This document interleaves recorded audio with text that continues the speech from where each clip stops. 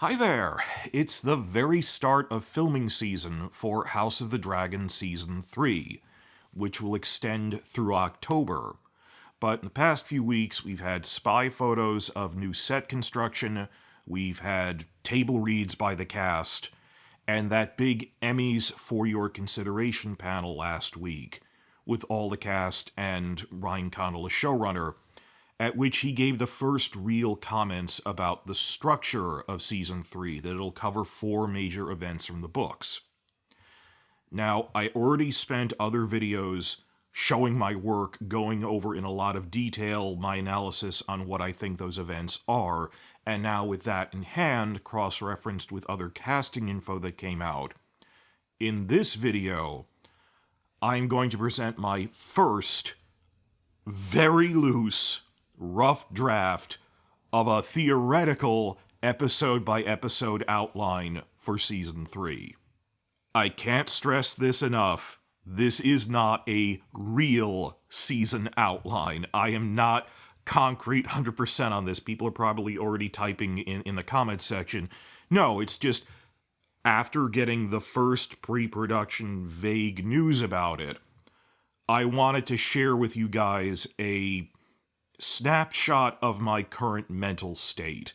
The vague shape that the season is starting to take in my mind right now at this very early stage, before we have any really hard evidence from spy photos and more casting stuff. That this is really just a foundation. I'm laying a foundational framework to build on. That this will certainly go through multiple revisions. It's a thought experiment. The idea is this is just to share with you guys my sketched in pencil, not written in ink pen outline for what I think Season 3 will be like. And every time I get a new piece of info, I'm going to revise it and I'll present it to you. And this will be a months-long process. They're filming through October. On top of that, news was coming out so fast that after I scripted my original outline based on what Condal said about there's 4 major events, there was another big leak where someone accidentally posted a photo of the front page of one of the scripts, which gives the partial cast listing for specifically episode 304. And I made other videos about that, saying one of the big things we can tell from this is that Daeron and Jane Arryn are particularly prominent this season, but also who isn't in 304, who is in 304. That was enough info. I had to revise the original outline I had already made and was on the verge of recording.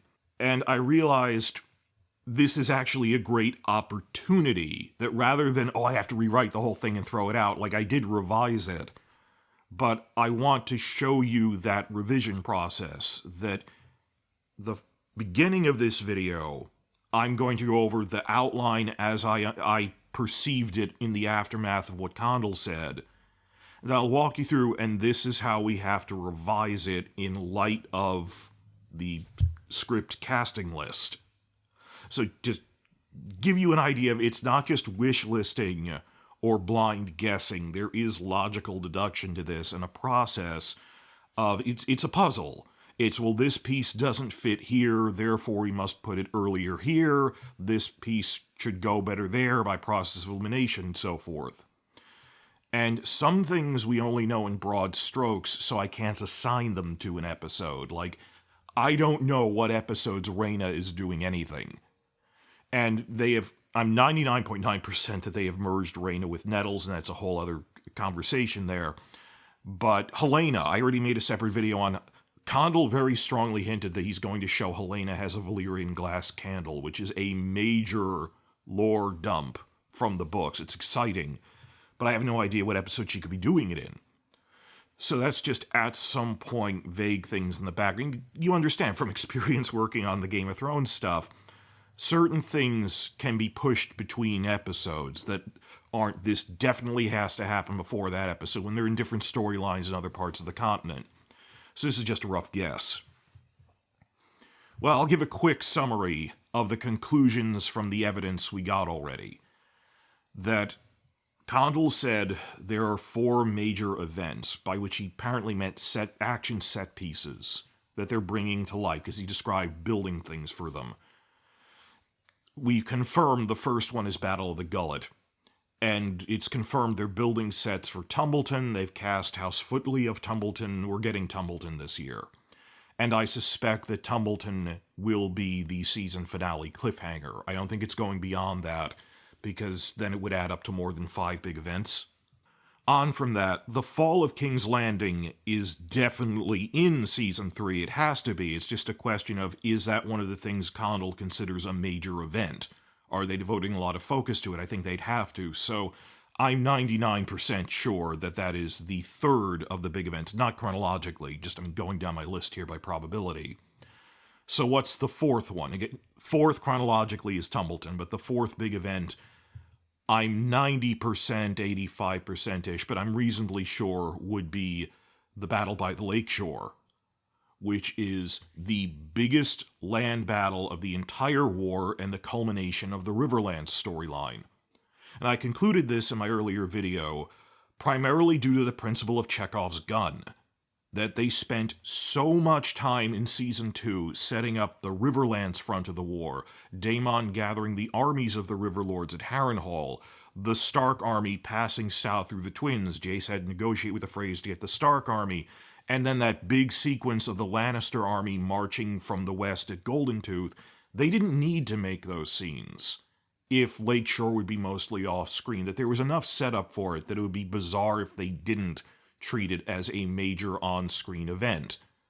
And they even had Aemond explicitly saying, I'm gonna attack them at Harrenhal in a pincers movement. The grand strategy is Lannisters in the west, the remaining Hightower forces in King's Landing with Vhagar in the east. There were wild rumors in Season 2 of, no, it has to end with the fall of King's Landing. Why? Why not end with the Gullet? That people were even arguing, no, they'll do Fall of King's Landing out of order and do Gullet later. Again, why? Why isn't Gullet a good stopping point? That it's just because you got it fixated in your head that it has to end with that. I think Gullet was just as good of a stopping point, but here we are.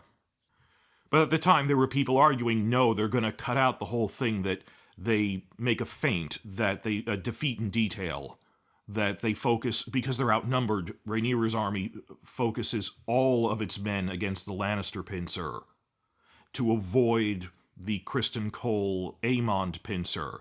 And then they wear that one down through attrition and ambush. That there were some wildly theorizing last year, no, they're going to cut all that out. They'll just have Rhaenyra's land army from Harrenhal march on King's Landing. Well, that was before you saw Season 2, and in Season 2 they devoted a lot of setup that there's this two-pronged pincers attack, that the Lannisters are coming, that all of these Riverlords and the Starks are there. They wouldn't do that and then cut out that it's a feint.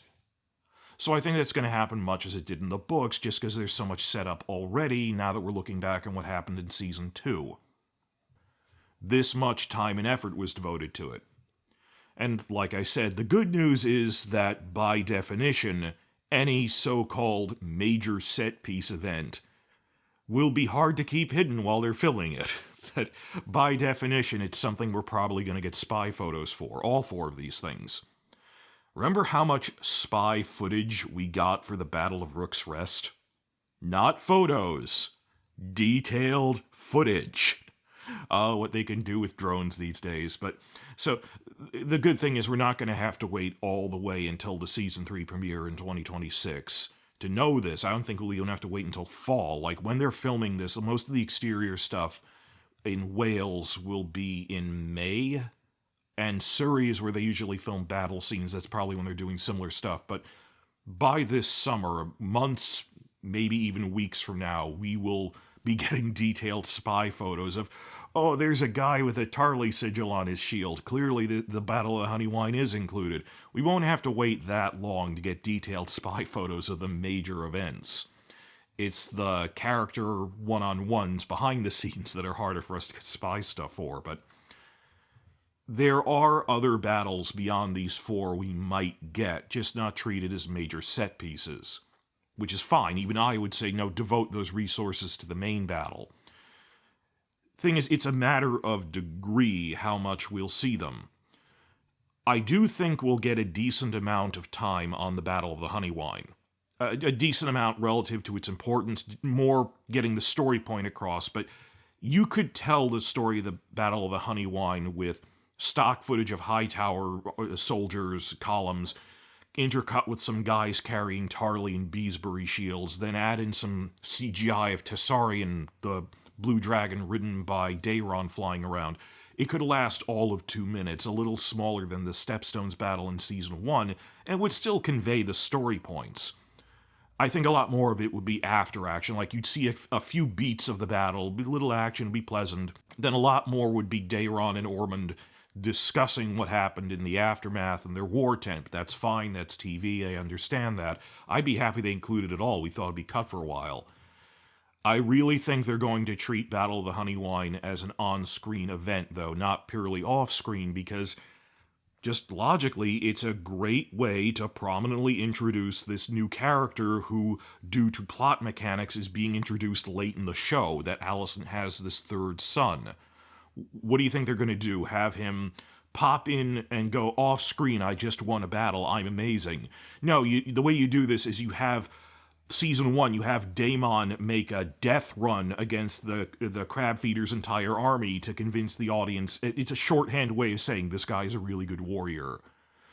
Have him do that. So actually show Daeron on his dragon defeating it. It's like all of 30 seconds. But it's enough.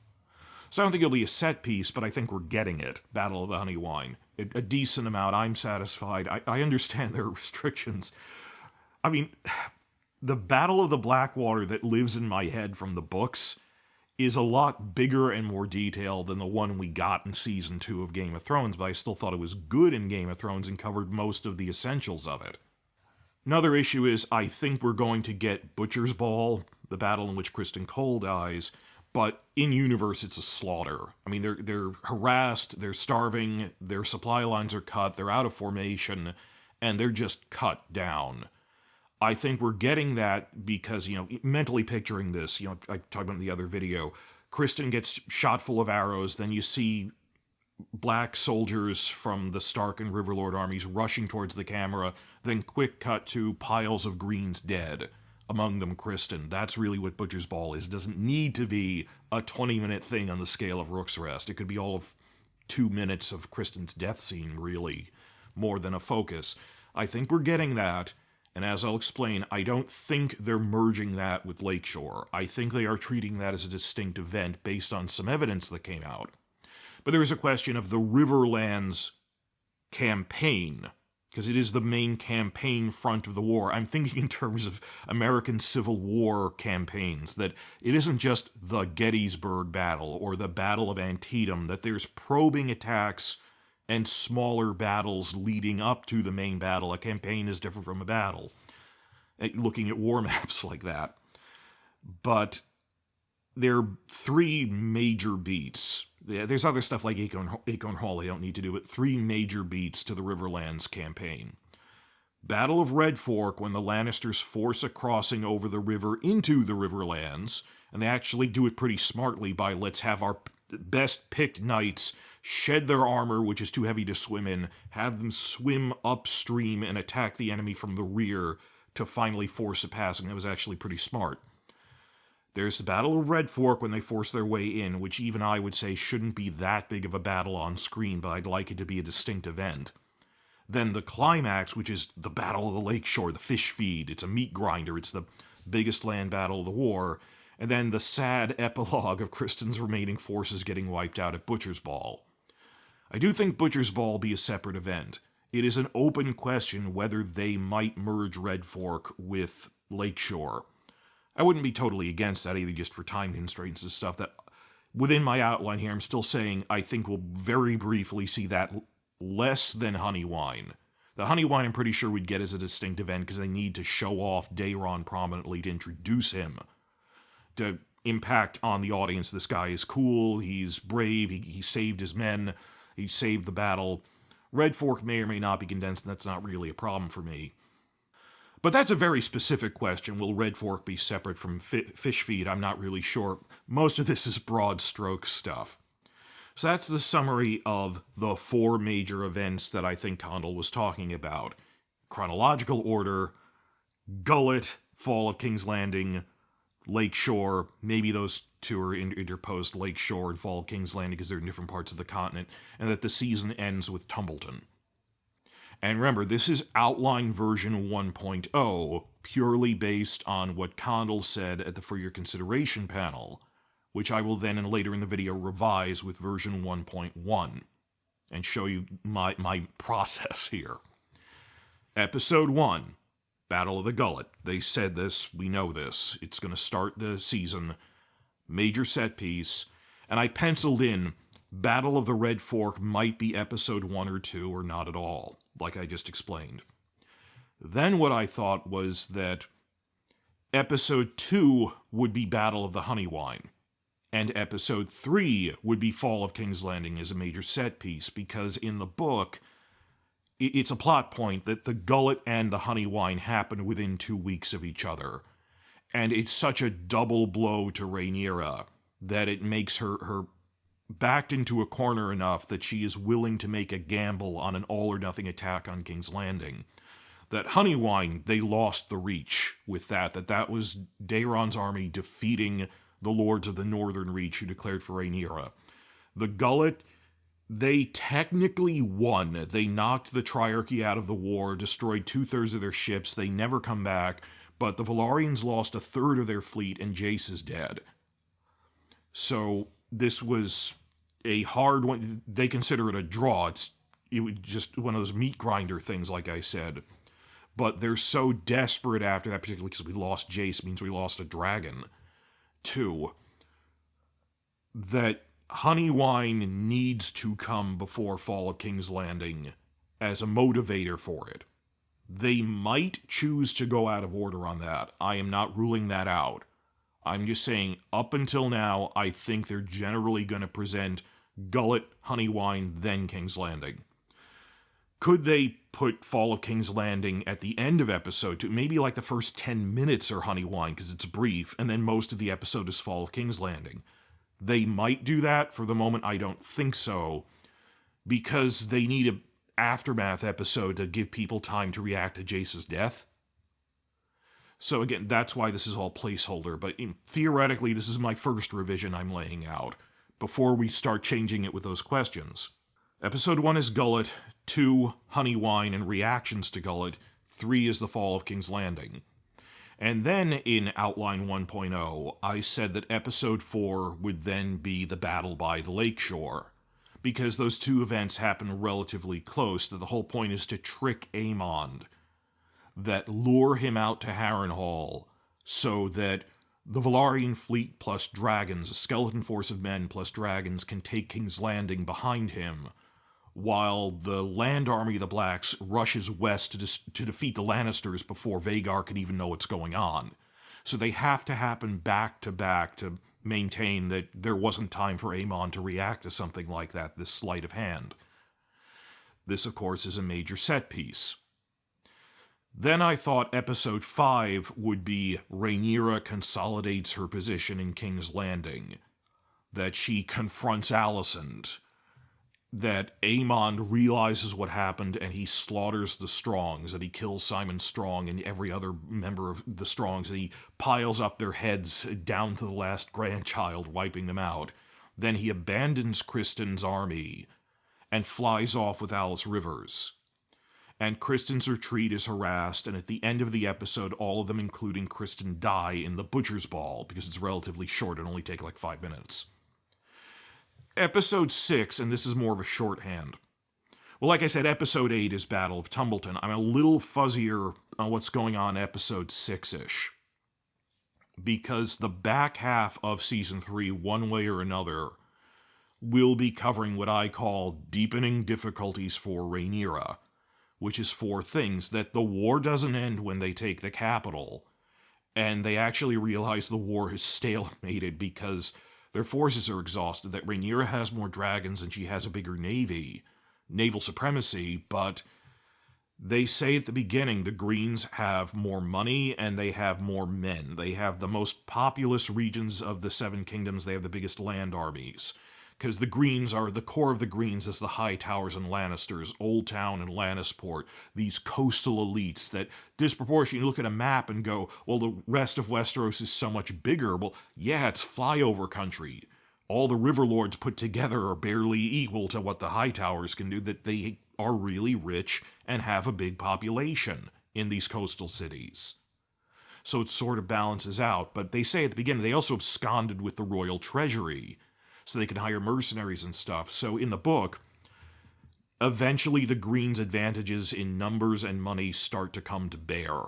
That after Rhaenyra takes King's Landing, they realize we cannot go on the offensive all the way to take Old Town and Lannisport. We might raid them, we might burn them, but in terms of holding territory, our men have been devastated that their army is at half strength. They miraculously managed to destroy the Lannister army and the Triarchy fleet, but the Hightower army is coming up the Rose Road at full strength. Their forces are badly depleted, and other than their advantage in dragons, they don't have much that can hold them off at this point. And they start running out of money, too. That they're running low on men. The Starks and Arryns could have more men, but it would take time to train them. The Riverlands are exhausted, and they're running out of money. All they can do is raise taxes on the areas they do control, which inherently makes them unpopular. That how could Rhaenyra take King's Landing and still be in a bad position? Well, they're running low on money and have to raise taxes. That's point one. They do not have enough men to go on the offensive. Leading to point two, which is more of a I hope they put this in. That they have a discussion about, okay, we destroyed the Lannisters' army, but the Westerlands might raise another one from young men, old boys. They, on a scale of years, they might try to train up another army. We need to hammer them. So we don't have enough people to go into and hold territory in the Westerlands. Invading somewhere always takes more men than defending it. We could make an alliance of convenience with the Greyjoys and unleash the Red Kraken. And this would be a whole dramatic thing of, well, a lot like, I think this might even be to parallel what Daemon was doing in Season 2, where he told the Blackwoods, be as ruthless as possible, commit war crimes to force an easy victory, a quick end. Because remember, at the end of Season 2, Rhaenyra was talking the Dragon Seeds, and, even Adam and Baela were a little surprised about, she said we might have to firebomb Lannisport and Old Town to force a quick end to the war, otherwise they'll just keep fighting, and they were a little surprised that it might not need to come to that, Maybe she'll say we'll unleash the Ironborn on the Westerlands, which are a skeleton defense force at this point because the main army was destroyed, and it'll be this whole big dramatic argument at Rhaenyra's small council that'll go, he's not just going to attack them. Dalton Greyjoy is going to pillage, burn everything he can't physically carry off. And they burn Lannisport to the ground. Everything they couldn't carry. And they're going to carry off the women too. And you know this. Unleashing the Ironborn onto the Westerlands is a terror tactic. And like Rhaenyra was saying at the end of Season 2, maybe we need to firebomb, just atrocities, whatever, is the only way to shock them into surrendering quickly. They might not do that at all, but then again, they were setting up the Red Kraken last season. In 2 separate episodes, they mention, well, what are the Greyjoys doing? They might just mention this in dialogue. We might not, I do think they'll mention it. I don't think we might not actually see it. I don't know if they're going to cast Dalton. I hope they do. Just we don't know yet. But there's going to be a couple of big, small council scenes around the back half of the season where they go, we're running low on money, we're running low on men. Point 2, the only way we can hammer the Westerlands to keep them out of the war is if we unleash the Greyjoys on them. You know what the Greyjoys are going to do with Salt Wives. And then 2 minor points, well, obviously interspersed throughout the whole thing, gradually Hugh and Ulf, the Dragon Seeds Hugh and Ulf, realizing we are not being treated as full Targaryens. They could be rewarding us with lordships, and they're not, because they don't consider us core family members, and we never will be. But, dude, we have the dragons that are winning the war for you. They're more important than ever because their land armies are stretched thin and their money is running out. The dragon advantage is all they have at this point before the Starks and Arryns can make up the numbers difference with new armies.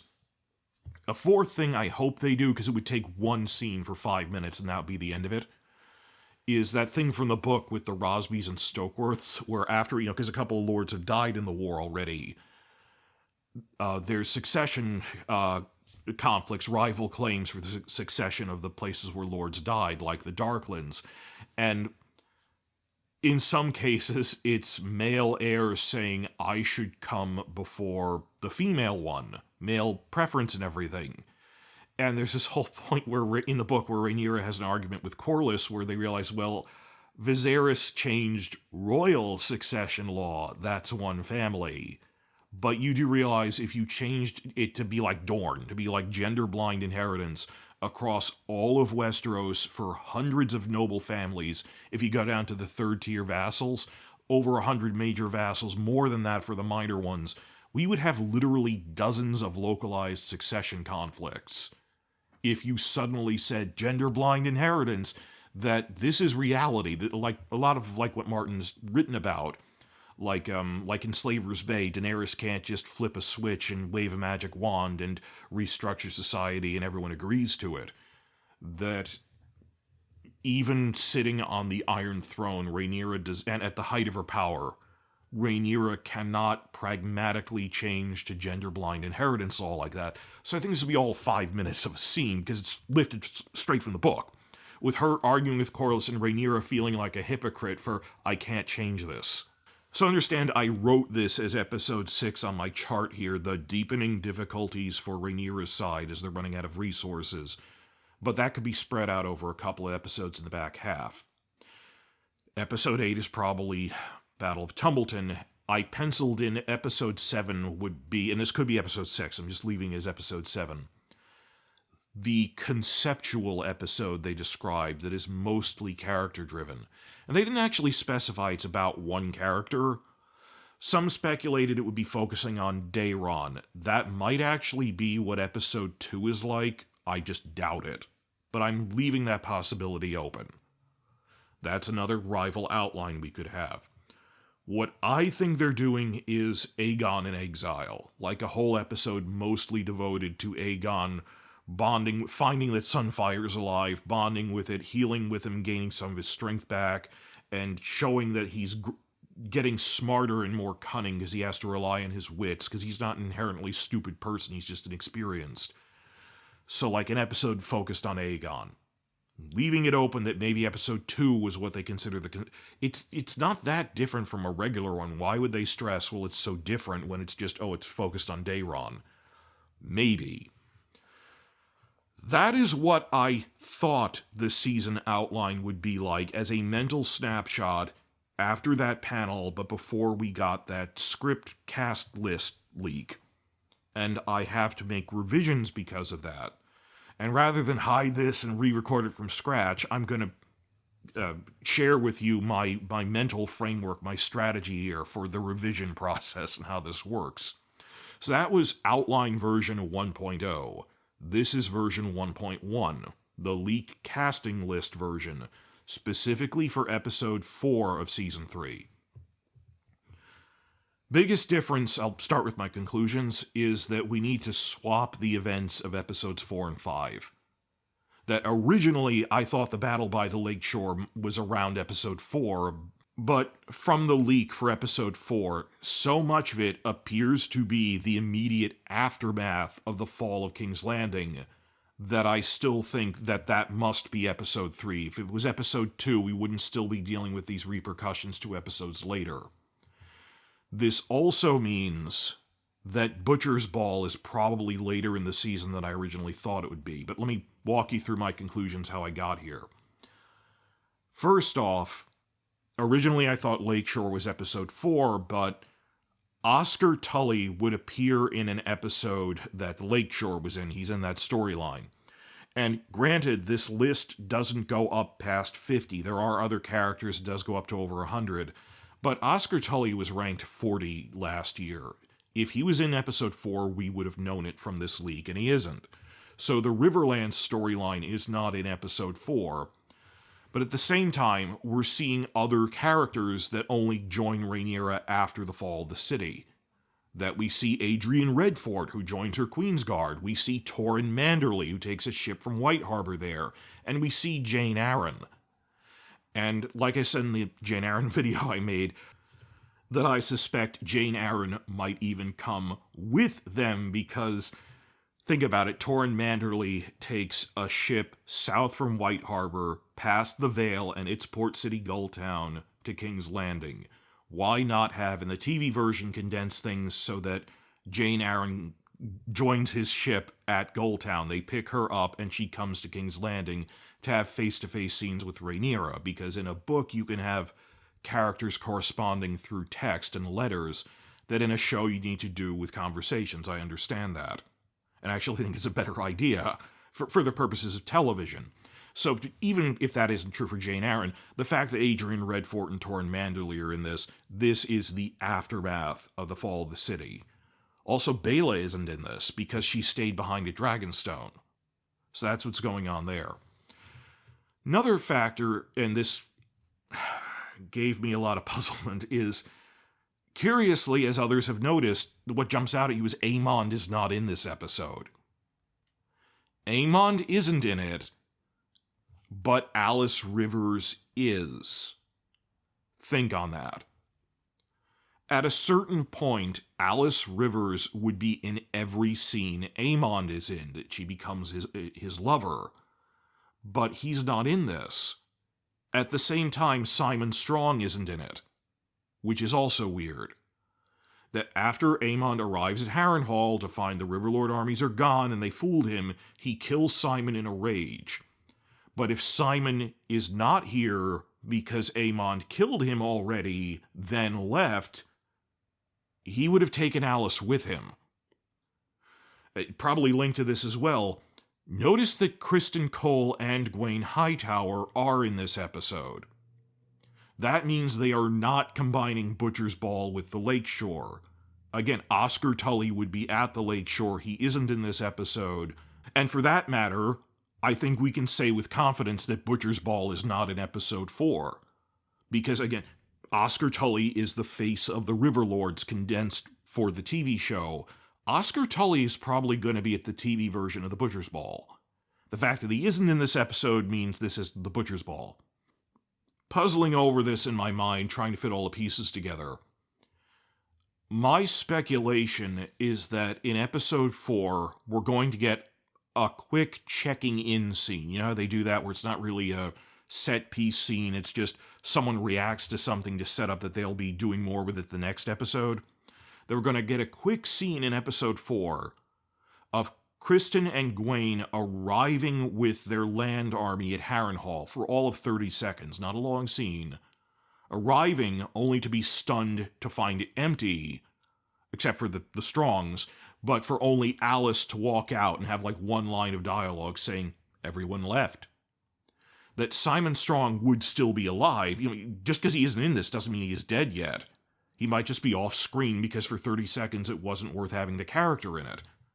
So maybe this is Kristen and Gwaine arriving at Empty Harrenhal at the end of the episode as a cliffhanger to show the army is gone, Alice says they left, and Aemond just hasn't landed yet, because it's only 30 seconds. You might even see Vhagar circling around with CGI, but Aemond wouldn't technically be in it.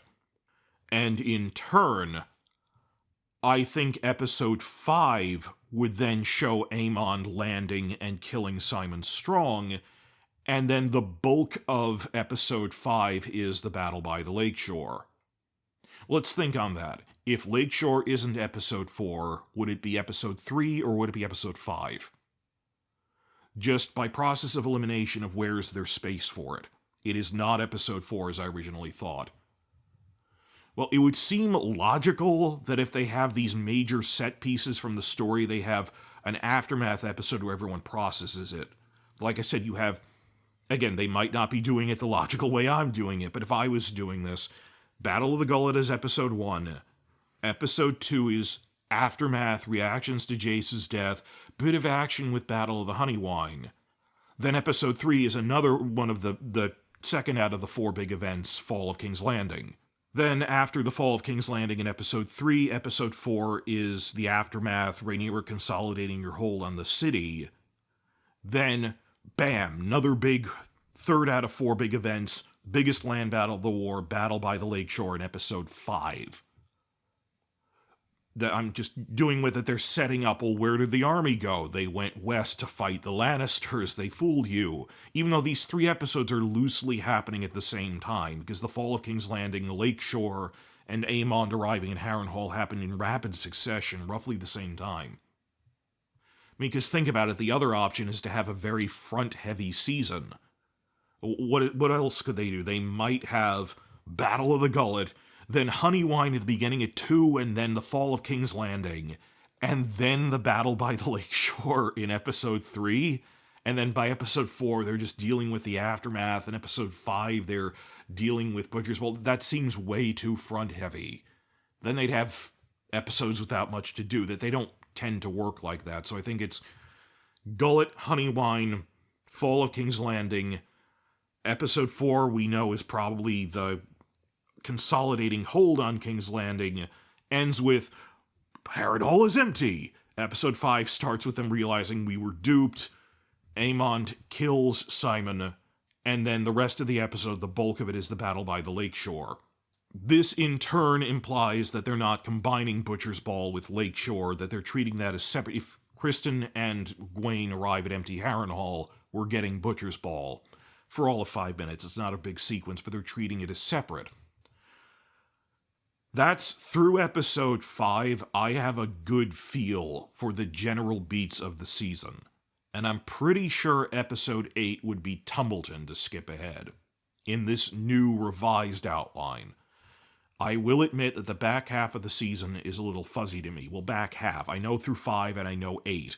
6 and 7 are fuzzy to me, and I'm still counting 7 as probably Aegon in exile. I could be wrong. This leaves episode 6 to put all those 4 points of Rhaenyra faces deepening difficulties despite winning. That they've won King's Landing, but it didn't end the war, and they don't have the resources to push to the Greenscore territories. They're running out of men, they're running out of money. Maybe mention or briefly show that the Ironborn are attacking the Lannisters, and the controversy over that the Dragon Seeds are annoyed they're not being rewarded enough, that her hold is getting increasingly tenuous. A lot of big, dramatic small council scenes, like what we had with the Green Council in Season 2, but now with Corlys having more to do. And discussing that. Now, I wish we had 10 episodes, because it's actually 4 different subplots, which would be enough to sustain 2 or 3 episodes, intercut with other action scenes, like showing what the Greyjoys are doing actually in a fight scene, sacking Lannisport. That'll probably be left off screen as a result. But yeah, I can see them generally addressing all of that in 1 episode as the core focus of it. It's not like they have to give time to the Green Council anymore. That's over. The question, though, is when are they putting Butcher's Ball, if it's not episode 5? It could be the very end of 5. I doubt it, because another thing is, the best way to show the passage of time is to spread things out between episodes. Even if you show a montage within an episode to convey time is passing, and have a character say, wow, we've been on the march for 2 weeks since the beginning of the episode, is a little jarring. Even though it completely makes sense. I understand we cut back later, it's been 2 weeks since that person left from scene 1. It's a little odd. There's 2 things in season 3 that need time. They don't face Kristen's army head on, even though it doesn't have Vagar to protect it anymore. The Riverlord's been devastated by the fish feeds, so they use scorched earth tactics, harassment attacks, setting up corpses to taunt them. And you would need multiple scenes to convey we're being harassed with scorched earth tactics to wear us down. Second, it would take time for Aemond to fall in love with Alice Rivers, enough to take her away. So is he going to show up at Harrenhal at the beginning of episode 5 and then leave with Alice by the end of it? Or are they going to show him leaving in episode 6? There's all of this linked to Butcher's Ball with Aemond and with Butcher's Ball itself, that it might make more sense to put that Aegon in Exile or whatever it is episode 6, then come back in episode 7 to convey that time has passed because they skipped an episode. that it's like a month later or 2 weeks later because it's slow march, and Kristen's army is bleeding men, they're losing men from disease and attrition, and then they're surrounded. The butcher's ball, it kills them all for all of 5 minutes. It's not a matter of money or scale. Like, you could do this with 10 actors. It's in the writing process conveying the passage of time. So I'm tentatively putting maybe Aegon in Exile's episode 6 to stretch out, because when Butcher's Ball does happen, it's not going to take up most of the episode. Then the rest of the episode is the deepening difficulties of running out of men, that the Hightower army has conquered the Reach and is now advancing on us. They're at Tumbleton. That's loosely what I think is going to happen. I do think we will end with Tumbleton. So I'm a little fuzzy on the exact order of events for episodes 6 and 7. They had to condense some things in there. I think it'll work, though. This is what I think is going on, particularly for the first 5 episodes and the last one. And it's not a matter of, will they cut down the episodes, they're going to cut out events. It's like a mountain range sinking in water, that the smaller events get submerged first, like Red Fork would be merged into Lakeshore, rather than lose Lakeshore. They're not going to lose that event entirely, or we might get the Battle of the Gullet without Nettles. If they're cutting things for time, it's Nettles they cut, not the Battle of the Gullet as a whole. And I have a wait-and-see attitude of, okay, they merged some characters for purposes of adaptation. I would not have done that, but I'll see what they're doing. Just the time to sink in, I think that was a really big mistake, but it will not ultimately turn me against the show any more than Peter Jackson cutting the Scouring of the Shire turned me against the Lord of the Rings trilogy, even though to this day I think it was a dumb idea. If everything else is perfect, we'll see what happens. But that's what I think is happening right now in terms of the loose season structure. And this is why I spent so many videos, which other channels aren't even trying to do, in-depth analysis of who are the directors we're getting for season 3. Because this is what we did the last 2 seasons. When you figure out the director's schedule eventually, we have to be familiar with the directors. And when we figure out which episodes they're filming, because Claire Kilner openly said at the beginning of season 2, beginning of filming, she openly said, I'm filming episodes 2 and 5. So when we got spy photos of the funeral procession, we knew this is episode 2. We're fitting the puzzle pieces together, and filming hasn't even started yet. So this is the mental snapshot of outline version 1.1. Before we have any in-costume, real filming spy photos. That I'm trying to get a feel for what they're putting in and what they're taking out. So far, I have had nothing but good news about Season 3. Of course, we know very little.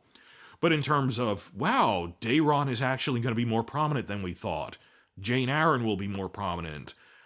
Side characters that they didn't really need to include Torrin Manderly and Adrian Redford are in as well. That I'm going to be cautiously optimistic up until the people, oh, it's copium. When there is a problem, I will tell you. Just we don't know that much yet. So rather than projecting, oh, it's going to be terrible, just based on the available evidence, this is what we know. I have cautious optimism. They're not writing during a massive strike, which prevents them from doing rewrites. So I think it'll definitely flow a lot better. The action element is finally there. So could this win the crowd back? I think a lot more people were generally supportive of Season 2 than people admit. Like reactor channels that watched it blind thought it was okay, or were sympathetic there was a strike and that there were episode cuts. The thing I keep thinking of, which I've mentioned before, after the trash fire that was Game of Thrones Season 5, I did not think they could win the audience back. And general audiences loved Season 6, even though it was awful, purely because there was a giant action episode at the end, the Battle of the Bastards. Glidus has talked about this more. There's that video where he's answering my personal Q&A about it. It was nice of him. And he said, I agree that it's just 2 good episodes at the end, really just 2 good sequences, the Battle of the Bastards and then blowing up the Great Sept, do not make a good season. But people, the big complaint you saw in every comment section is, where's my dragon battle? Where's my dragon battle? Where's my dragon battle? And at this rate, we're going to be getting a big battle. 4 big events of varying size. let's see, in terms of dragon battles, Gullet is 1, Honeywind is 2, Fall of King's Landing is 3. Lakeshore explicitly does not involve dragons because the whole point was rush to attack before Vhagar can come, but that's a huge battle, so okay, that's 4 big battles. Plus, Tumbleton is 6 episodes have big action elements out of 8. And even then, like if we're doing stuff with Sunfire, the Rhaenyra plotting, 6 and 7 dealing with politics and not just action is a healthy mix out of an 8-episode season. By mid-season, people will be totally won over anyway if episode 5 is Lakeshore, as I now think, because of this leaked script, leaked cast listing, that Lakeshore can't be episode 4, and it's unlikely it's episode 3. That's going to be Fall of King's Landing. So 5, we're getting Lakeshore, I think. I'm looking forward to the spy photos along with the rest of you. Please like and subscribe. This is my process that I've laid out of how do we revise our theoretical outline of the season as we go, based on available evidence and not wish listing. And I'm going to keep doing this through October, as I did for Season 2, as I did for Season 1. So are you going to be looking for the clickbait AI auto-generated channels for news, or the reliable ones that are actually trying to follow and discuss this? There aren't many of us left, like Red Team Review, Preston Jacobs, Glidus, me, a couple of others, are trying to keep a level head about this. But if the trash that was Season 6 could come back, win back the crowd through a just spectacle action scene, with good writing, despite the reduced episode count, with good writing and pacing because the strike is over, with the action scenes we promised, stranger things have happened. Season 6 was just such a blow to my sanity that if that could win people back, I think these better writers working on their own conditions could give us something really enjoyable in Season 3. That they could turn it around, not all is lost. You never know. Stranger things have happened, so like and subscribe. I will be trying to keep up with all of this.